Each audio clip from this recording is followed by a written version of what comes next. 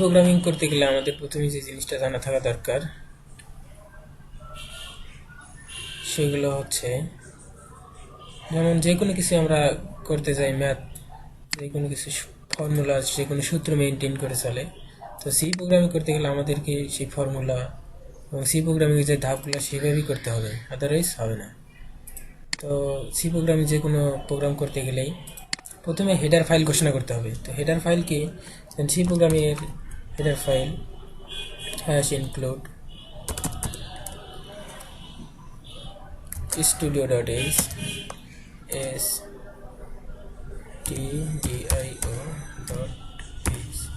studio.h এখানে include এবং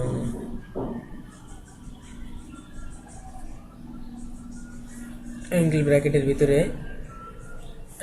studio.h একটা হেডার ফাইল। তো এই হেডার ফাইলের ভিতরে কি থাকে? তো আমাদের বেসিক যে ইয়াগুলো আছে ইনক্লুড studio.h এবং ইনক্লুড কোনো.h লাগে প্রোগ্রামিংয়ের ক্ষেত্রে, সি প্রোগ্রামিং বেসিক প্রোগ্রামিংয়ের ক্ষেত্রে হেডার ফাইল আছে হ্যাশ ইনক্লুড কোনো.h কোনো.h। তো এটার দুটোর ভিতরে কী থাকে? তো আমাদের যে প্রোগ্রামিং করতে গেলে যে প্রিন্টএফ, স্ক্যানএফ, তারপরে গেট সিএসি যে ফাংশনগুলো, এইগুলো এর ভিতরে এমনিতে দেওয়া আছে। যেমন সিম্পল এক উদাহরণ আমরা যদি দেখে আসি বা বুঝে আসি তাহলে আমাদের একটা কাজ আসবে। এখানে 1000 টাকা। তো এর ভিতরে কি আছে? 1 টাকা আছে, 2 টাকা আছে, 5 টাকা এবং 10 টাকা, 50 টাকা, 100 টাকা, 500 টাকা সবই আছে। তো আমাদের এই যে সি প্রোগ্রামিং যে এই যে studio.h এবং কোনো.h উল্লেখ করার কাজ হচ্ছে, প্রধান কাজ হচ্ছে কি, যে আমাদের এটার ভিতরে যে প্রোগ্রামিংয়ের যে ফাংশন, আদারওয়াইজ যে ফাংশনগুলো, এগুলো কল করা আছে studio.h কোনো.h এর ভিতরে। তো আমাদের যে যদি ম্যাথমেটিক্যাল কোনো কিছু করতে চাই তাহলে আমাদের হেডার ফাইল ঘোষণা করে ইনক্লুড math.h math.h তো এরপরে কি লাগবে? এবারে হচ্ছে ভয়েড মেইন লেখা লেগেছে। ভয়েড মেইন অর্থ হচ্ছে এখান থেকে আমাদের হেডার ফাইল ঘোষণা করা শেষ এবং প্রোগ্রামের কাজ শুরু। ভয়েড মেইন তারপরে ভয়েড মেইনের শেষে ফার্স্ট ব্র্যাকেট স্টার্ট ক্লোজ, তারপরে সেকেন্ড ব্র্যাকেট দিয়ে মানে প্রোগ্রাম শুরু আর কি। বেসিস প্রোগ্রাম আমরা এখন প্রোগ্রাম করব যে দুটি সংখ্যা নিয়ে থেকে ইনপুট নিয়ে আমরা ফলাফল পেতে পারি, এটার একটা প্রোগ্রাম করব এখন। তো এটার জন্য আমাদের যে প্রোগ্রামের যে ধাপ studio.h এবং কোনো.h math.h ম্যাথমেটিক্যালের জন্য নিলাম। তো ভয়েড মেইন প্রোগ্রাম শুরু এবং সেকেন্ড ব্র্যাকেট শুরু এবং শেষ, এর মাঝে আমার কথাগুলো লিখতে হবে। CLR SCR, এটার কথাটা হচ্ছে CLR তে ক্লিয়ার, SCR তে scanner, clear scanner, first bracket semicolon দিয়ে শেষ। এখানে যে কোনো ফাংশন কাজ করে তাহলে ফার্স্ট ব্র্যাকেট শুরু শেষ সেমিকোলন দিয়ে শেষ করতে হবে, না হলে ফাংশন হবে না সেটা। তারপর আমাদের লিখতে হবে যে কোনো ডাটা টাইপ। এখন জানতে হবে ডাটা টাইপ আসলে আমরা কোন ধরনের ডাটা নিয়ে কাজ করব, সেই ধরনের ডাটা টাইপ সম্পর্কে না জানলেই নয়। তো এইটার পরে হচ্ছে প্রথমে ডাটা টাইপ দিতে হবে। তো ডাটা টাইপ আছে সি প্রোগ্রামিংয়ে, ডাটা টাইপ আছে 4 ধরনের। হচ্ছে ইন্টিজার টাইপ INT, তারপরে আছে হচ্ছে ফ্লোট FLOAT তারপরে আছে ইন্টিজার টাইপ। কি ইন্টিজার টাইপ হচ্ছে ইন্টিজার টাইপের ডাটা প্রিন্ট করে, পূর্ণ সংখ্যা, যেমন 50, 10, 20 পূর্ণ সংখ্যা নিয়ে কাজ করে। ফ্লোট হচ্ছে দশমিক যুক্ত সংখ্যা, যেমন 5.31234 সামথিং। তো এরকমের। তারপরে আছে হচ্ছে আমাদের float type, integer type, float integer. আর একটা আছে হচ্ছে ফ্লোট, ইন্টিজার, ক্যারেক্টার, তারপর আছে ডাবল, আর একটা হচ্ছে ক্যারেক্টার। তো এই যে CH E, এই যে ক্যারেক্টার বোঝায়। তারপর আছে ডাবল, DOUBLE, তো ডাবল আর ক্যারেক্টার এগুলা কাজ আমাদের এখন দরকার নেই এটার করার ক্ষেত্রে। জানা থাকলে যে C programming data type, building data type 4 ধরনের: ফ্লোট, ইন্টিজার, ক্যারেক্টার। আইএনটি বলতে ইন্টিজার, ইন্টিজার হচ্ছে পূর্ণ সংখ্যার মান। তো আমরা পূর্ণ সংখ্যার নিয়েই কাজ করব। তো এখানে কাজ করার জন্য যা করতে হবে, ইন্টিজার টাইপ ডাটা ঘোষণা করলাম। তো ইন্টিজার টাইপ ডাটা ঘোষণা করার পর এখন আমাদেরকে ভেরিয়েবল ডিক্লেয়ার করতে হবে। ভেরিয়েবল হতে পারে, কারণ ভেরিয়েবল সম্পর্কে কিছু জানা দরকার, যে ভেরিয়েবল হতে পারে যে কোনো নাম, ভেরিয়েবল হতে পারে। ভেরিয়েবলের শুরুতে শুধু নাম্বার হবে না, তারপরে আন্ডারস্কোর সাইন হবে, আদারওয়াইজ কোনো নিউমেরিক যে ক্যারেক্টারগুলো আছে ওগুলো হবে না। যেমন আছে এইরকম অ্যাম্পারসান, তারপরে মডুলাস, তারপরে আছে হচ্ছে ডলার সাইন, এগুলো হবে না। ভেরিয়েবলের শুরুতে হবে আন্ডারস্কোর BC, এরকম হতে পারে। আবার হতে পারে আন্ডারস্কোর সাম, অথবা ছোট হাতের বর্ণ হতে পারে AB, অথবা বড় হাতের বর্ণ হতে পারে। আদারওয়াইজ অন্যগুলো হবে না ভেরিয়েবল নাম। তো আমরা এখানে ভেরিয়েবল হিসেবে দুটো ডাটা নেব। একটা হচ্ছে ভেরিয়েবল নিলাম A এবং কমা দ্বারা B নিলাম, দুইটা ভেরিয়েবল নিলাম A এবং B। আর একটা ভেরিয়েবলের নাম দিলাম হচ্ছে সাম, যেটার ভিতরে আমরা রেজাল্টকে রাখবো, শো করাবো। তো A B সাম, এই কথার অর্থ হচ্ছে এখানে কয়টা ভেরিয়েবল নিলাম? 3টা ভেরিয়েবল, A B এবং সাম।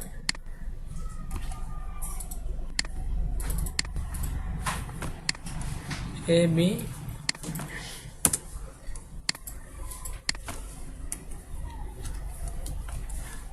A B সাম। তো ভেরিয়েবল কাকে বলে? ভেরিয়েবল হচ্ছে এ যার ভিতরে ভ্যালু থাকে তাকে ভেরিয়েবল বলে। যেমন এ আমরা এখানে অ্যাসাইন করে দিলাম, এখানে অর্থ হচ্ছে এর ভিতরে কোনো না কোনো মান আমরা প্রবেশ করাবো, এ বি এর ভিতরে এবং সামের ভিতরে। তো এই ইন্টিজার টাইপের ডাটা টাইপ, এটা হচ্ছে ডাটা টাইপ আমাদের ইন্টিজার টাইপ মানে পূর্ণ সংখ্যার, যার ভেরিয়েবল দিলাম A B এবং সাম। তো আমরা পরবর্তী লাইনে আসি, এরপরে সেমিকলন দিয়ে শেষ। তারপরে লিখতে হবে প্রিন্টএফ। সি প্রোগ্রামে কোনো কিছু প্রিন্ট করার জন্য, আউটপুট দেখার জন্য প্রিন্টএফ ফাংশন ব্যবহৃত হয়। প্রিন্টএফ, তো এটার ফাংশন হচ্ছে এরকম, তারপরে double quotation. Printf first bracket শুরু শেষ সেমিকলন, মাঝে হচ্ছে ফার্স্ট ব্র্যাকেটের মাঝে হচ্ছে ডাবল কোটেশন। এর ভিতরে আমরা যেই লেখাগুলো লিখবো ওইটাই প্রিন্ট করবে। তো আমরা লিখলাম এখানে inter the value of A B। এই দুইটা ভ্যালু নিলাম, এই দুইটা ভ্যালুকে আমরা A B লিখলাম। তো তারপরে স্ক্যানএফ, এর দ্বারা বুঝাচ্ছি যে এই ডাবল কোটেশনের ভিতরে যে লেখাগুলো, এই লেখাগুলো প্রিন্ট হবে, এইটা আউটপুটে দেখাবে, এই লেখাগুলো আউটপুটে দেখাবে। এই ফাংশন, এটা হচ্ছে ফাংশন এরিয়া, যার কারণে আউটপুটে দেখাবে না। তো প্রিন্টএফ দ্বারা আমরা যে কোনো কিছু প্রিন্ট করতে পারি। তারপর আমরা এখন লিখবো স্ক্যানএফ। স্ক্যানএফ দ্বারা ফাংশন দ্বারা স্ক্যানএফ ফাংশন দ্বারা ফাংশনটা হচ্ছে এরকম, ডাবল কোটেশন শুরু শেষ। কোনো কিবোর্ড থেকে যে কোনো কিছু মান আমরা ইনপুট নেওয়ার জন্য, যে কোনো ভ্যালু নেওয়ার জন্য আমরা স্ক্যানএফ ফাংশন ব্যবহার করে থাকি। সি প্রোগ্রামিং বোঝে হচ্ছে স্ক্যানএফ এর মাধ্যমে। তো এটার ফাংশন হচ্ছে এরকম, স্ক্যানএফ ফার্স্ট ব্র্যাকেট শুরু শেষ সেমিকলন এবং ভিতরে হচ্ছে ডাবল কোটেশন। তো এর ভিতরে আমাদের যেই টাইপের ডাটা টাইপ নেব সেই টাইপের স্পেসিফায়ার ঘোষণা করা লাগবে। যেমন এখানে আমরা ইন্টিজার টাইপ ডাটা নিয়েছি A B, তো A এর জন্য একটা D এবং B এর জন্য মডুলাস একটা D। তো এর মডুলাস বা পার্সেন্টেজ D, এই কথার দ্বারা বুঝতে যে এটা ইন্টিজার টাইপের ডাটা টাইপ। D দ্বারা এটাই বোঝায় ইন্টিজার টাইপ। যদি ফ্লোট হতো, ফ্লোট টাইপের যদি আমরা ডাটাতে এখানে ফ্লোট হতো এবং এখানে F হতো। শুধু D হচ্ছে স্পেসিফায়ার, ইন্টিজারের ক্ষেত্রে ইন্টিজার টাইপ ডাটার ক্ষেত্রে ডি হচ্ছে স্পেসিফায়ার। তো এখানে আমরা দুইটা ইনপুট নেব, যেহেতু এ এবং বি মান নেব এবং সাম এর ভিতরে রাখবো, সেই জন্য এখানে আমরা স্ক্যানএফ দ্বারা দুইটা ইনপুট নেওয়ার জন্য বুঝাই দিলাম কি যে মডুলাস ডি, অর্থাৎ এ এবং বির মান নেবো। এটার মানে কোন ভেরিয়েবলের ভিতরে ভেরিয়েবলের জন্য এই মানগুলো ঘোষণা করব, এই জন্য আমাদেরকে কমা দেওয়ার পরে লিখতে হবে এম্পারসান এ কমা এম্পারসান বি। এর দ্বারা বুঝলাম যে দুটো ইন্টিজার টাইপের ডাটা কিবোর্ড থেকে নিচ্ছি, যার ভেরিয়েবল হচ্ছে এ এবং বি। এরপরে আমাদের কিবোর্ড থেকে ইনপুট নেওয়ার জন্য হয়ে গেছে কাজ। এখন আমাদেরকে অর্থাৎ সূত্রটা বসাই দিয়েছে, সাম ইজিক্যাল টু সাম ভেরিয়েবলকে লিখলাম এবং এর দ্বারা সামের ভিতরে কি রাখবো, এ প্লাস বি কে রাখবো, এ প্লাস বি কে রাখবো, A plus B sum equal to A plus B, এবং এ এবং বির মান আমরা যত দেবো যোগ করে তারপরে সামের ভিতরে রাখবো। এখন এই যে যোগ করে কোথায় রাখবে, সামের ভিতরে, তাহলে এই সামকে আমরা প্রিন্ট করবো এখন। তো এটা করার জন্য একইভাবে প্রিন্ট এফ ফাংশনটি ব্যবহার করতে হবে, প্রিন্ট এফ ফাংশনটি লিখে আমাদের ডাবল ব্র্যাকেট এখানে লিখবো হচ্ছে রেজাল্ট ইজ, আমরা যে কোনো কিছু লিখতে পারি, রেজাল্ট ইজ। এখন এই সাম এটা কোন ধরনের ডাটা টাইপ হচ্ছে, এটাও যেহেতু ইন্টিজার টাইপ যোগ করছি আমরা, তাহলে ইন্টিজার টাইপই হবে, এই জন্য এখানে একটা এম্পারসান মডুলাস ডি দিতে হবে। দেওয়ার পরে আসলে মানে আমাদেরকে ওই ভেরিয়েবলকে আবার চিনিয়ে দিতে হবে, যার কারণে কমা ইকুয়াল টু সাম, অর্থাৎ সাম নামের এখানে দ্বারা বুঝবে যে এখানে যে ফাংশন ব্যবহার করার স্পেসিফায়ার ব্যবহার করার কারণে সি প্রোগ্রামিং আর এইটুকু দেখাবে না, ডাবল কোটেশনের ভিতরে এইটুকু দেখাবে না, এই জায়গায় এই সামের মান প্রিন্ট করবে, এই জায়গাতে সামের এ প্লাস বি কত হয় সামের মান প্রিন্ট করবে। তো এর পরবর্তীতে আমাদের কি করতে হবে, গেট সিএইচ এর দ্বারা প্রোগ্রামকে বোঝাই হচ্ছে যে আউটপুটে অনেকক্ষণ দেখানোর জন্য। যেমন আমরা অনেক সময় রিফ্রেশ করি, রিফ্রেশ বাটনে ক্লিক করার পরে আর তাড়াতাড়ি স্ক্রিনে শো করে না, অনেক তাড়াতাড়ি চলে যায়। তো গেট সিএইচ ফাংশনের কাজ হচ্ছে আউটপুটকে স্ক্রিনে অনেকক্ষণ দেখাবে। তো আমাদের সি প্রোগ্রামিংয়ের জন্য দুটি ভেরিয়েবল নিয়ে যোগ করার একটা প্রোগ্রাম, অথবা আমরা এখানে বিয়োগ করতে পারতাম, ভাগ করতে পারতাম, যেখানে কিছুই চিহ্ন দিলেই হয়ে যেত। তো আমাদের এই হচ্ছে সি প্রোগ্রামিংয়ের সামথিং, এই যে কীভাবে যোগ করে। তো আমরা এখন এই প্রোগ্রামটা কপি করে যে কোনো সি প্রোগ্রামিং রান করা যায়, কোড লেখা যায়। প্রোগ্রামে যেমন এর আছে কোড ব্লক আছে, তারপরে আছে টার্বো সি আছে, বর্ডলাইন সি প্লাস প্লাস আছে, নেটবিন আছে, আমরা যে কোনোতেই রান করতে পারি। তো আমি এখানে কপি করলাম, কপি। তো এইখান থেকে আমরা কোড ব্লকে যাব, কোড ব্লকে যায় হচ্ছে নিউ নামে একটা ফাইল থেকে নিউ থেকে কাস্টম নিউ থেকে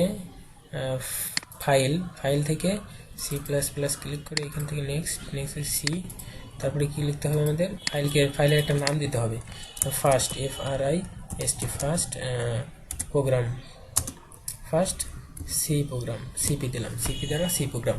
তো আমরা ফিনিশ করলাম। এখানে একটা লোকেশন চিনাই দিতে হবে, তো লোকেশনটা আমরা ডেস্কটপ সিলেক্ট করে সেভ দিলাম এবং ফিনিশ করলাম। তাহলে এটা নতুন একটা ফাইল ছিল। এখন আমরা এখানে কপি করা আছে, Ctrl+V দিয়ে পেস্ট করলাম। তো আমরা দেখতে পাচ্ছি এখানে আছে কি সমস্ত কিছু আসছে, include.studio.include.h সমস্ত কিছু আসছে। তারপরে ঠিক আছে, তো আমরা এখন রান করব। রান করার জন্য এটা হচ্ছে একে সেভ দেওয়ার পরে রান করব। রান করার জন্য কোড ব্লকসে এর আইকনে অর্থাৎ বার্ন অ্যান্ড রান আইকনে, অথবা আমরা বিল্ড থেকে অর্থাৎ F9 এ চাপ দিলেও হবে, F9 প্রেস করলে রান হবে।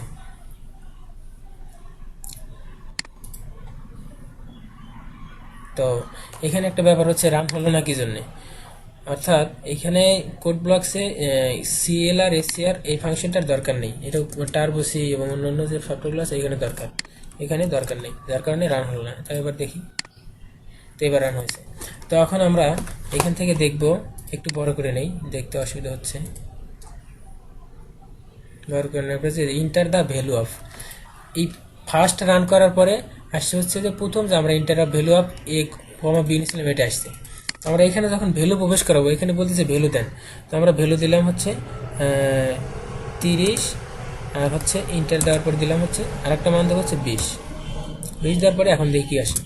তো এখন দেখছি রেজাল্ট ইজ 15, অর্থাৎ 30 এবং 20 ভ্যালু, যেখানে আমি বলছিলাম যে ইকুয়াল টুর পরে এই যে মডুলাস ডি ব্যবহার করা হয়েছে, এখানে সামের যে রেজাল্ট অর্থাৎ 20 আর এবং 30 আর এ আর বির মান যোগ করার পরে 50 আসছে।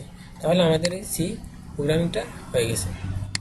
তো এখন ব্যাপার আরও অনেক এইভাবে এই সূত্র এই অনুযায়ী করলে অনেক সহজ লাগবে, যে সি প্রোগ্রামিং ফর্মুলা মেনটেন করে সেই অনুযায়ী শিখলে অনেক সুবিধা হবে এবং সহজ লাগে প্রোগ্রামিং। তো এইভাবে যে কোনো প্রোগ্রাম সূত্র প্লাস জানার পরে কীভাবে করতে হয়, কীভাবে ভেরিয়েবল ঘোষণা করতে হয়, সামথিং কিছু জ্ঞান থাকলে, বোঝার থাকলে তো এগুলো করা যাবে, সমস্যা নেই।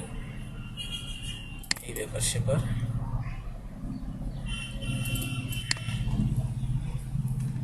এই তো।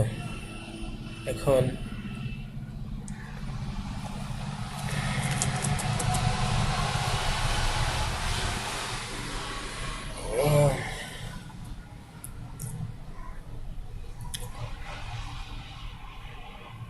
কেমন লাগলো সি প্রোগ্রামের ভিডিওটা জানাবেন। তো আজকের মতো এখানেই শেষ।